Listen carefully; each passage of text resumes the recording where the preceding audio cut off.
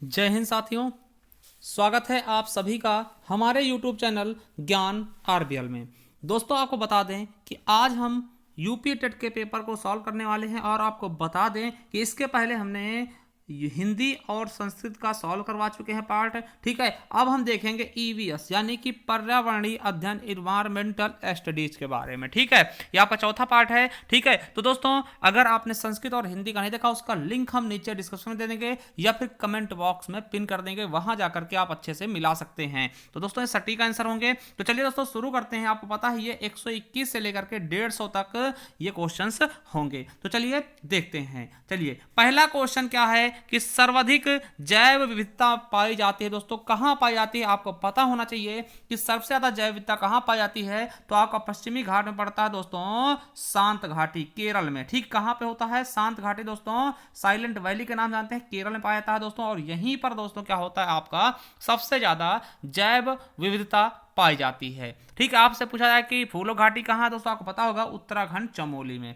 ठीक है, तो हमारा थर्ड ऑप्शन बिल्कुल राइट हो जाएगा। चलिए अगला है एलपीजी के संदर्भ में क्या सत्य है। एक स्वच्छ ईंधन है दोस्तों, बिल्कुल गलत है दोस्तों। आपको पता हाइड्रोजन बोलते हैं। मीथेन उत्सर्जन करने वाला है या नीले ज्वाला में जलने वाला है या उच्च व उष्मीय मान है। तो आपको पता होगा ये मीथेन उत्सर्जन करने वाला होता है दोस्तों। आपको पता है एलपीजी है ना, मीथेन उत्सर्जन करने वाला है। ठीक है, चलिए अगला दोस्तों देखते हैं क्या है। अगला क्वेश्चन पारिस्थितिकी तंत्र के घटक है दोस्तों। तो कौन से घटक होते हैं आपको पता होना चाहिए। कौन से घटक होते हैं दोस्तों? जैविक अजैविक पदार्थ होते हैं। ठीक है, आपको पता है सजीव निर्जीव यानी जैविक अजैविक होते हैं। इसका फोर्थ ऑप्शन से बिल्कुल और बिल्कुल क्या हो जाएगा दोस्तों, राइट हो जाएगा। ठीक है, क्या हो जाएगा, राइट हो जाएगा। चलिए अगला है मकर रेखा है दोस्तों। तो मकर रेखा कौन सी होती है दोस्तों? आपको पता है कि जैसे ये आपका क्या होता है दोस्तों, पृथ्वी होती है और यहाँ पे 0 डिग्री होती है जिसको हम विषुवत रेखा कहते हैं। और दोस्तों जो ये 23.5 डिग्री होती है दोस्तों नॉर्थ में, 23.5 डिग्री होती है नॉर्थ में दोस्तों, इसे हम कहते हैं कर्क रेखा। क्या कहते हैं? कर्क रेखा, जो हमारे भारत से गुजरती है। और दोस्तों जो नीचे होती है 23.5 डिग्री रेखा और साउथ वाली ना,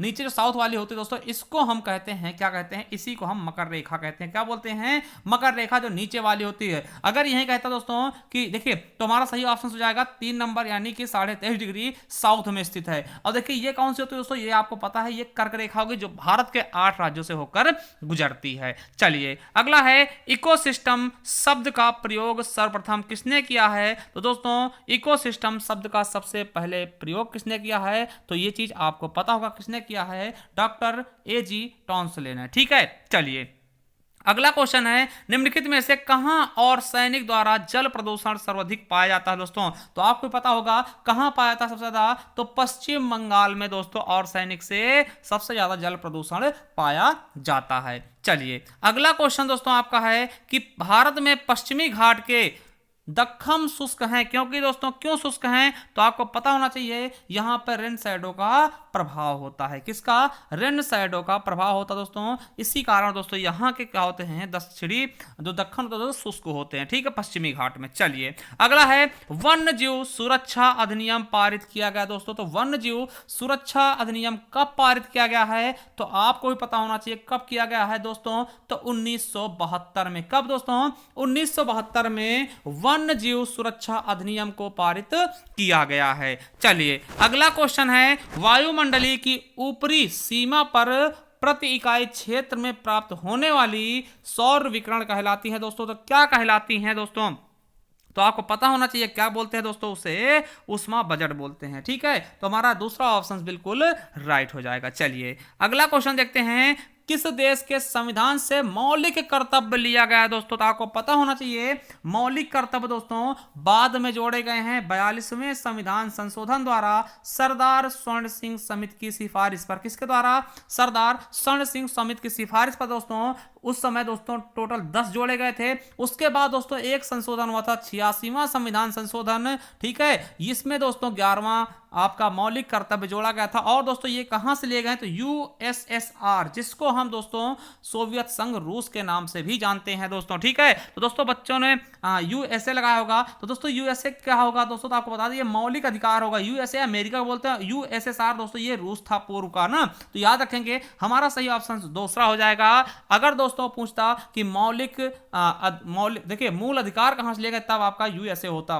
हमारा सही ऑप्शन हो जाएगा दूसरा। चलिए अगला है, घास भूमि क्षेत्र के परितंत्र के खाद्य श्रृंखला में सबसे उच्च स्तर का कौन सा होता दोस्तों उपभोक्ता? दोस्तों सबसे उच्च स्तर क्या होगा? तो वो दोस्तों हमेशा और हमेशा क्या होगा?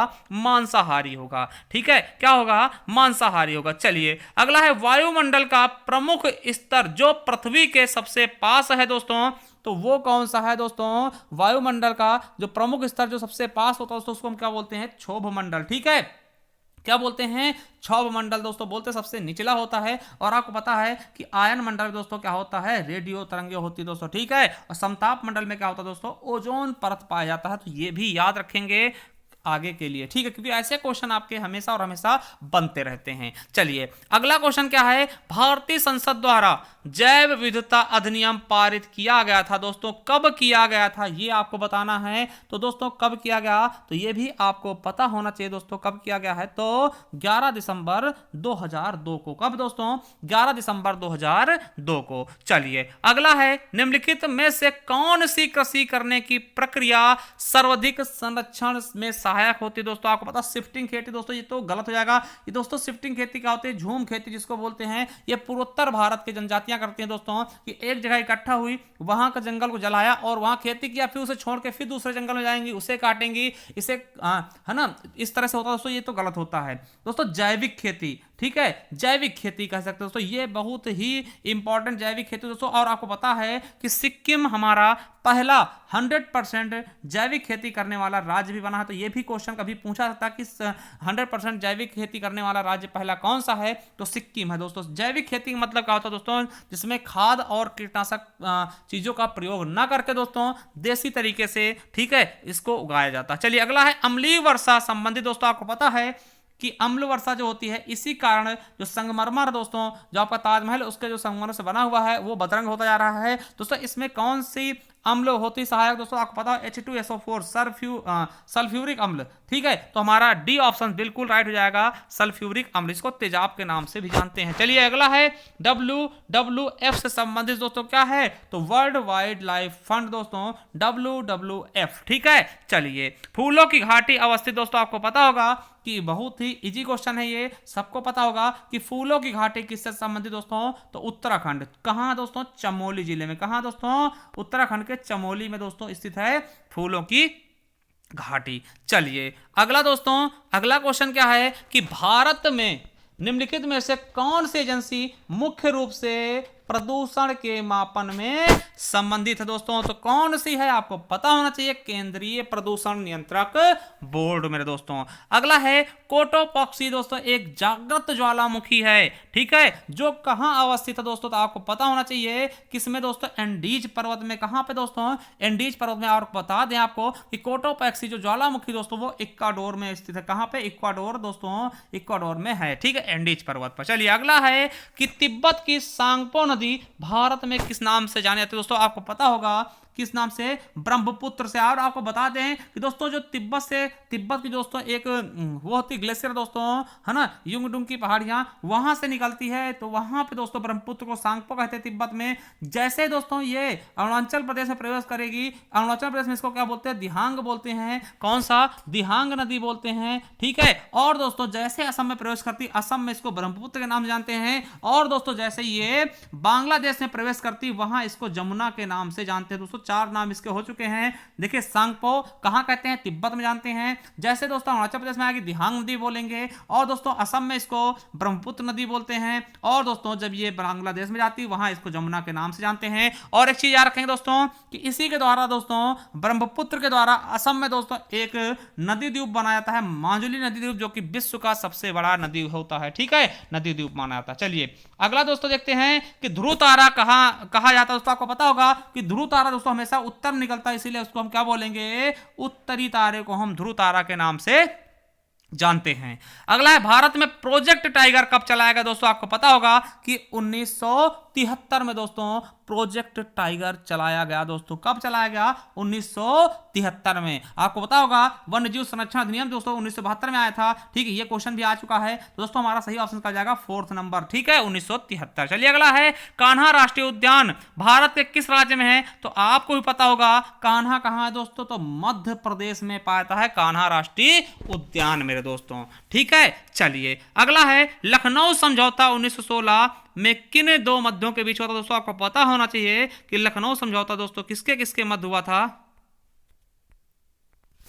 दोस्तों आपको पता होना चाहिए कि ये किसके किसके बीच हुआ था। तो आपको पता होना चाहिए दोस्तों कांग्रेस और मुस्लिम लीग के मध्य दोस्तों ये हुआ था। ठीक है, तो हमारा पहला ऑप्शन बिल्कुल राइट होगा 144 का। चलिए अगले क्वेश्चन तरफ बढ़ते हैं। अगला क्वेश्चन है जंगली गधों के लिए दोस्तों, जंगली गधों के लिए कौन सा अभ्यारण्य है दोस्तों? कहां है अभ्यारण्य? तो आपको पता होगा कच्छ के रण में दोस्तों। कहां? गुजरात में दोस्तों पड़ता। कहां? गुजरात में। अगला है कार्बन डेटिंग संदर्भित करता है दोस्तों। तो क्या करता है? आपको पता होगा कि प्राचीन स्थलों में मौजूद हड्डियों या सामग्रियों की आयु मापता है कार्बन डेटिंग के संदर्भित में। चलिए अगला है संविधान सभा ने कब राष्ट्रीय गान को अपनाया दोस्तों? तो राष्ट्रीय गान हो या राष्ट्रगीत हो दोस्तों, या संविधान सभा की अंतिम बैठक, या फिर दोस्तों उत्तर प्रदेश का स्थापना दोस्तों, तो सभी का सभी दोस्तों 24 जनवरी 1950 को ही हुआ था।